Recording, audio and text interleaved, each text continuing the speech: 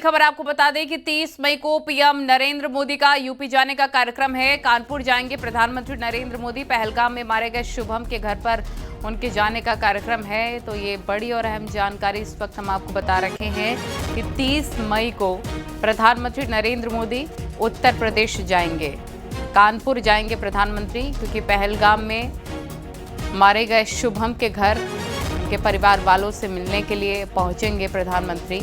और कैसे उनकी तरफ से भी कहा गया कि हमने सिंदूर मिटाने का बदला ऑपरेशन सिंदूर से ले लिया है। हमारे सेना के जवानों के शौर्य को सम्मान देते भी वो नजर आए। विनीत हमारे सहयोगी फोन लाइन पर जुड़िए। विनीत, बताया जा रहा है कि 30 तारीख को यूपी के कानपुर जाएंगे पीएम। जी, निश्चित तौर पर मैं आपको बताना चाहूंगा कि प्रधानमंत्री नरेंद्र मोदी जो है वो 30 तारीख को उत्तर प्रदेश के कानपुर में जाएंगे। वहां पर पहले भी प्रधानमंत्री नरेंद्र मोदी का, लेकिन जिस तरह से पहलगाम की घटना हुई थी और उसके बाद प्रधानमंत्री का दौरा जो है वो रद्द हो गया था। लेकिन जिस तरह से उत्तर प्रदेश में कई विकास योजनाओं का जो है, और खासतौर पर कानपुर में कई योजनाओं का जो है शुभारंभ जो है, शिलान्यास जो है वो प्रधानमंत्री नरेंद्र मोदी को करना है। और इसी कड़ी में प्रधानमंत्री नरेंद्र मोदी जो है वो 30 तारीख को कानपुर जाएंगे और वहां से कई परियोजनाओं का शिलान्यास करेंगे और कई परियोजनाओं का जो है वो लोकार्पण करेंगे। और इसी कड़ी प्रधानमंत्री नरेंद्र मोदी का दौरा जो है वो काफी महत्वपूर्ण है। जी ठीक है, शुक्रिया आपका तमाम जानकारी के लिए। ये बड़ी और अहम जानकारी आपको बता रखे हैं कि प्रधानमंत्री 30 तारीख को कानपुर जाएंगे। पहलगाम में मारे गए शुभम के घर भी जाने का उनका कार्यक्रम है। उनके परिवार वालों से भी मिलेंगे प्रधानमंत्री।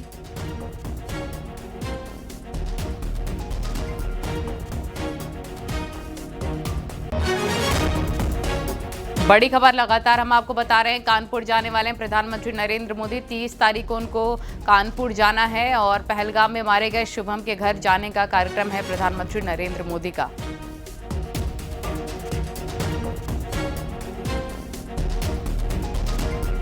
तो एक बार फिर से बड़ी खबर आपको बता दें, ऑपरेशन सिंदूर के माध्यम से हमने पहलगाम हमले का बदला ले लिया है।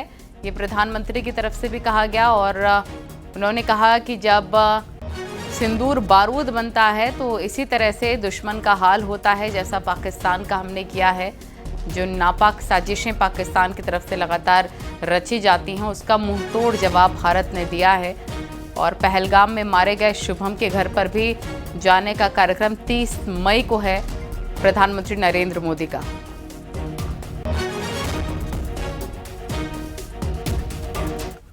और खबरों में आगे बढ़ते हैं। उन्नाव से एक सनसनीखेज मामला आया है। यहां पर 6 बच्चों की मां अपने भांजे के साथ फरार हो गई। महिला के पति ने पुलिस में उसकी गुमशुदगी की रिपोर्ट भी दर्ज कराई है और पुलिस अब जांच कर रही है। अभी पिछले महीने एक महिला अपने होने वाले दामाद के साथ भाग गई थी। ये मामला काफी सुर्खियों में बना रहा। इटावा में चाचा ससुर के साथ उसकी बहू भाग गई, जिसकी खोजबीन अभी जारी है। रिश्ते नातेदारों के साथ फरार होने का सिलसिला लगातार बना हुआ है। वहीं अब उन्नाव में भी कुछ ऐसा ही देखने को मिला, जहां पर 6 बच्चों की मां अपने भांजे के साथ फरार हो गई। जैसे ही इसका पता उसके पति को लगा तो उसके पैरों तले जमीन खिसक गई। भांजा कई दिनों से अपने मामा के घर पर रह रहा था। इस दौरान महिला और उसके भांजे की करीबी बढ़ गई। महिला के पति का कहना है कि उसे तो पता ही नहीं चला। शादी थी हमारी साले की बिटिया की, तो वहाँ हम लोग गए। वहाँ मेरा भांजा भी 1.5 महीने से करीबन मेरे पास रह रहा था। तो उसके बाद मैं शादी के बाद मैं आया तो वहाँ मेरी औरत उसको देख के मुझसे लड़ाई करने लगी। उसका मैटर पहले मेरे घर से चल रहा था। करीबन 42-43 साल की उम्र।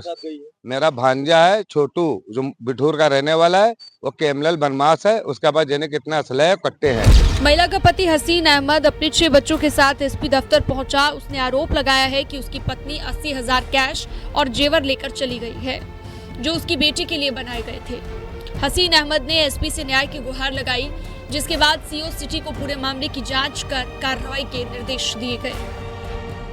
हसीन अहमद पुत्र स्वर्गीय सज्जन निवासी उम्मीदों का शहर थाना कोतवाली सदर जिला उन्नाव द्वारा प्रार्थना पत्र दिया गया कि मेरी पत्नी को मेरा भांजा दिनांक 4/5/2025 को बहला फुसलाकर भगा ले गया है। प्रार्थी के 6 बच्चे हैं। प्रार्थी की पत्नी अपने साथ मेरी विवाहित लड़की व मां का जेवर व रुपए लेकर चली गई है। प्राप्त तहरीर के आधार पर घटना की जांच कर आवश्यक विधिक कार्रवाई की जाएगी। उन्नाव सदर कोतवाली क्षेत्र का ये मामला है। हसीन अहमद का ये भी कहना है कि उसका भांजा छोटू पहले से शादीशुदा है। उसकी पत्नी के साथ उसके रिश्ते ठीक नहीं थे और वो अपनी पत्नी को घर से निकाल चुका है। हसीन अहमद का ये भी आरोप है कि भांजा छोटू उसे और उसके परिवार को जान से मारने की धमकी दे रहा है। उसने पुलिस और अपनी पत्नी को बरामद करने की गुहार के साथ साथ भांजे के खिलाफ कड़ी कार्रवाई करने की अपील की है। उन्नाव से न्यूज़ 18 के लिए अनुज गुप्ता की रिपोर्ट। और फलों के राजा आम का सीजन है, जिसे देश भर में पसंद किया जाता है। लखनऊ के दशहरी आम की खूब डिमांड रहती है। लखनऊ के एक बाग में दशहरी नाम का पेड़ है जो करीब 300 साल पुराना बताया जा रहा है और गांव के नाम से इसका नाम दशहरी पड़ा है। वहीं लखनऊ में ही एक आम का पेड़ ऐसा है, इसमें करीब 300 किस्म के आम लगने का दावा है। देखिए।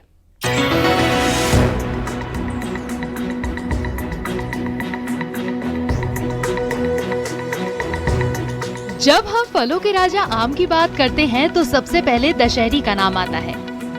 इसमें जितनी मिठास है, इसकी कहानी भी उतनी दिलचस्प। लखनऊ के पास काकोरी इलाके में बसा एक छोटा सा गांव दशहरी न केवल एक नाम है बल्कि भारत के आम के इतिहास से भी जुड़ा है। यही मौजूद है वो ऐतिहासिक पेड़ जिसे मदर ऑफ मैंगो ट्री कहा जाता है और जिसकी उम्र आज 300 साल से भी ज्यादा मानी जाती है। कहा जाता है कि जब इस पेड़ पर पहली बार आम आया तो गांव वालों ने इसे अपने गांव के नाम पर दशहरी नाम दिया। तब किसी ने नहीं सोचा था कि ये नाम आने वाले सालों में एक वैश्विक पहचान बन जाएगा। दशहरी आम आज मलिहाबाद की पहचान बन चुका है, जिसे आम की राजधानी तक कहा जाता है। यहाँ करीब 30,000 हेक्टेयर क्षेत्रफल में दशहरी की खेती होती है और हर साल 20 लाख टन से ज्यादा आम का उत्पादन होता है। मिठास और सुगंध ने दशहरी को दूसरे किस्म के आमों से अलग बना दिया। इस ऐतिहासिक पेड़ को उत्तर प्रदेश सरकार ने हेरिटेज ट्री घोषित कर दिया है और इसकी कई सारी ऐतिहासिक मान्यता है। लोग यहाँ पर दूर दूर से इस पेड़ को देखने आते हैं और यही वो पेड़ है जहाँ से दशहरी आम की शुरुआत हुई थी और इसके बाद में अलग अलग जगह पर उसको प्लांट किया गया और अब जो पूरी दशहरी बेल्ट है जो कि यहाँ की बेहद खास है, उसको यहाँ से स्टार्ट किया गया। इस पेड़ को अभी भी संरक्षित रखा जाता है। हमारे साथ में सर हैं, इनसे भी बातचीत करते हैं। ये जो पेड़ है, आपने कब से ये पेड़ देखा है यहाँ पर? पहले तो ये तो बचपन से ही देख रहे हैं इसको और हमारे पिताजी भी बताते थे कि वो भी बचपन से देख रहे हैं। उनके भी पिताजी बताते थे वो भी बचपन से देख रहे हैं।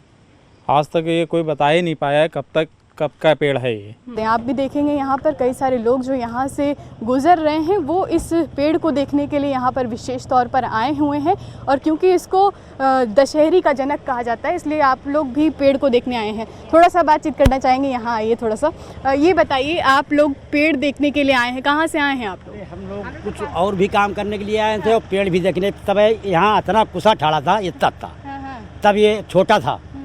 अब तो आज बहुत दिन के बाद इसको मैंने देखा।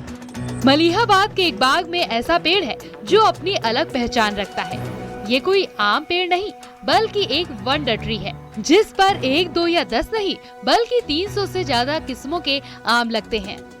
पेड़ पर 300 से ज्यादा वैरायटी के आम हैं। जी हाँ, बिल्कुल आते हैं। बल्कि ये समझिए करीब 7 महीने जापान के लोग इस पर दौड़े हैं और हमने यही नहीं है, इससे भी बड़ा काम हो गया है। हमने आम के पेड़ से खून निकाला है और उसमें 5 वो चीज़ें हैं जो हमारे खून में है, वो आम के खून में है। स्वाद, रंग, आकार और खुशबू, हर एक किस्म दूसरे से बिल्कुल जुदा होती है। इस पेड़ को लगाने वाले 85 साल के हाजी कलीमुल्लाह खान, जिन्हें दुनिया मैंगो मैन ऑफ इंडिया के नाम से जानती है, इस पेड़ को तैयार करने में 18 साल लग गए। मलिहाबाद की नर्सरी जो कलीमुल्लाह खान ने साल 1987 में 5 एकड़ में शुरू की थी, आज आम के शोध का अंतर्राष्ट्रीय केंद्र बन चुकी है। उस वक्त इसमें 33 किस्म के आम थे जिस वक्त ये इस पर हमने काम को शुरू किया और अब इसमें 300 से ज़्यादा इसमें अलग अलग किस्म के आम हम दिखाना भी चाहेंगे। आप देखेंगे अगर तस्वीरों में तो अलग अलग किस्म के आम हैं। हर डाल पर आपको जो आम दिखेगा वो अलग तरह का अलग शक्ल होगी, सब होगी। आपकी वजह से कम फल, आप देखिए ये अलग है, ये अलग है, ये नीचे वो अलग है, जी। ये अलग है, ये देखिए ये अलग है। ये तो सब का पहचाना हुआ दशहरी है। अब ये तो नाम हम भी भूल गए, ये भी अलग है, ये भी अलग है, ये अलग है। ये देखिए ये अलग है। मुख्य रूप से क्या आप कुछ नाम बता सकते हैं कि कौन कौन से इसमें लगे हुए ये तो दशहरी है जी। और ये आमीन अब्बासी है। आम की कई वैरायटी को जानी मानी हस्तियों का नाम दिया गया है। सबसे पहले आप ये तस्वीर देखेंगे, ये आम है नमो आम। नाम से ही जान जाएंगे कि प्रधानमंत्री नरेंद्र मोदी के नाम पर इसका नाम रखा गया है। नमो आम इन्होंने उगाया था, जिसके बाद में आप ये तस्वीर देखेंगे लाल रंग का विशेष आम है। और इसके बाद में हम आपको दिखाते हैं, ये है ऐश्वर्या आम। इस परंपरा को आगे बढ़ाते हुए उन्होंने इस साल नया आम तैयार किया है, जिसे रक्षा मंत्री राजनाथ सिंह का नाम दिया गया है, जो बाहर से मजबूत और अंदर से सौम्य है। ऑपरेशन सिंदूर के बाद जिस तरह से देश भर में रक्षा मंत्री की भूमिका की सराहना हो रही है, उससे राजनाथ आम सिर्फ एक फल नहीं रहा, बल्कि एक प्रतीक बन गया है। अब ये आम है। अब ये शक्ल सूरज शक्ल और डील डॉल भी उनका ही, जैसे हाथ पैर उनके हैं उसी तरह का ये आम डील डॉल का भी लंबा चौड़ा आम है। और हमें उम्मीद ये है कि खाने में भी जैसे उनकी बोलचाल है, मिलना जुलना है, उसी तरह से ये आम भी अपना रंग दिखाएगा। जैसे उनका कलेवर है, जैसी डील डॉल है, हाँ, वैसे ही यहाँ पर आप कह रहे हैं कि ये आम आपने देखा और आपके जहन में आया कि इसको उन्हें डेडिकेट, उन्हीं के नाम से बनाया जाए। लखनऊ के आमों की अलग ही तरह की दीवानगी होती है और इसीलिए यहाँ के आम दुनिया भर में प्रसिद्ध हैं। Bureau report, news 18।